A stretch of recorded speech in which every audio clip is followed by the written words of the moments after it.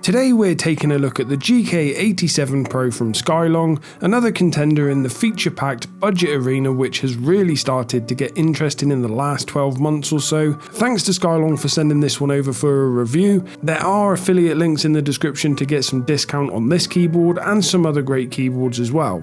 Into the unboxing, and the first thing you'll notice is how much there is to unpack. I won't run through the full list of what's in the box, as I'll run through it while I change the configuration and put it all to use. Suffice it to say there's a lot in the box, and that's owing to just how customizable Skylong have made the GK87 Pro. I played with some different configurations while setting up for the typing test. You need to stick on the magnetic top cover and the 2.4 GHz dongle cover. These aren't really optional as it looks incomplete without them, they just come separately and need installation. These come in different colours on the different colourways of keyboard, so it would make sense to be able to buy them separately to customise your board further, but that doesn't seem to be an option yet. The keyboard comes in an interesting configuration with the 1.7-inch screen installed, 3 knobs top right, and a split spacebar. Switches and keycaps are included to swap this over to a standard TKL layout. You just remove the screen and the hot swap screen connectors and replace them with the included switches. You remove the hot swap knobs and replace them with switches, then you install the keycaps. I also removed the split spacebar, which included the keycaps, the short stabilizers, and the dampening inserts. The 6.25 unit stabilizer and keycap is included, as well as the dampening inserts to fill the gaps left by the switches and stabilizers from the split spacebar configuration. This is obviously a standard TK out layout, which is great, but it seems pointless to buy such a customizable keyboard and run it in a standard layout. So let's see what else you can do with it. There are 6 knob compatible sockets on the board, and additional knobs can be purchased from Skylong. You can place 5 in a row running from F11 to pause, and you can run one top left instead of the escape key. I'm going to run it without knobs as I have knobs on my macro pad. I'll run with the screen, I'll run with the 6.25 unit spacebar, and I'm going to get rid of the red keycaps and run with the grey ones provided separately. The RGB is nice and bright, and this is a north facing keyboard with shine through keycaps to make the most of it.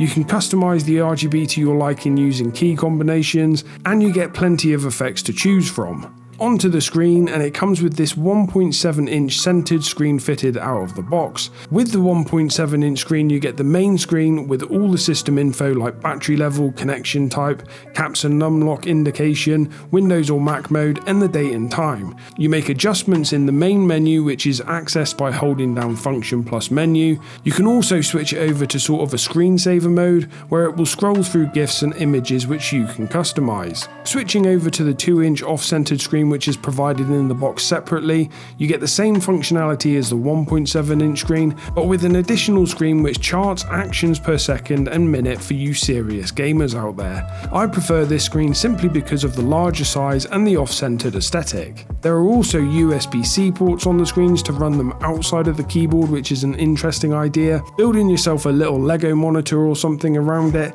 could make for a fun little accessory on your desk. I didn't play with the screens much, so I don't know how it goes in terms of setting up the screen to work outside of your desk in terms of showing anything useful on it.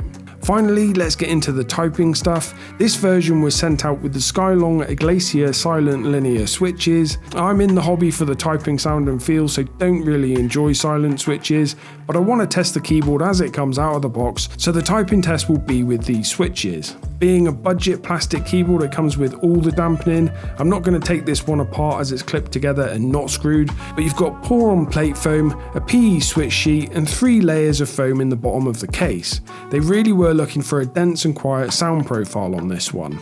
Here's the typing test.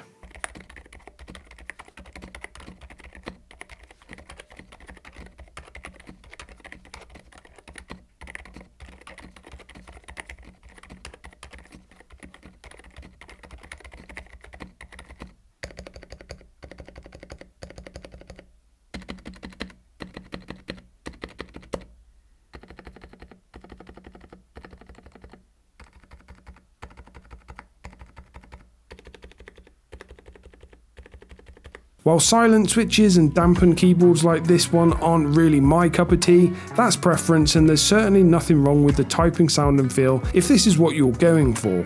It's a top mount, this one, so the typing feel isn't as harsh as a tray mount, even though it's without much bounce or flex, which I actually don't mind in a sea of budget keyboards which have lots of flex. The switches are fine and don't need any work for me. There is just a spattering of factory lube on the stems only, with none on the bottom housing or on the springs, but there's no spring ping that I can hear.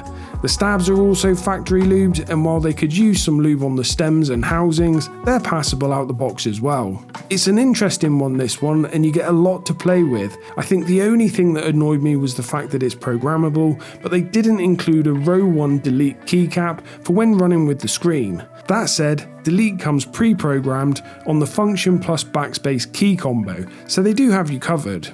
It's a fun board, this one. I'm not 100% on the price point as I can't access the new Skylong website for some reason, but the non-pro version can be picked up on Amazon for $70 to $90. With this one you get the 2 screens, 3 knobs and a bunch of other stuff for customizing the keyboard, and I would expect it to be probably $40 to $50 more. That said, you could spend hours tinkering with the pro version, which is a good thing in my books. And that's it. Thanks a lot for watching, and I'll catch you in the next one.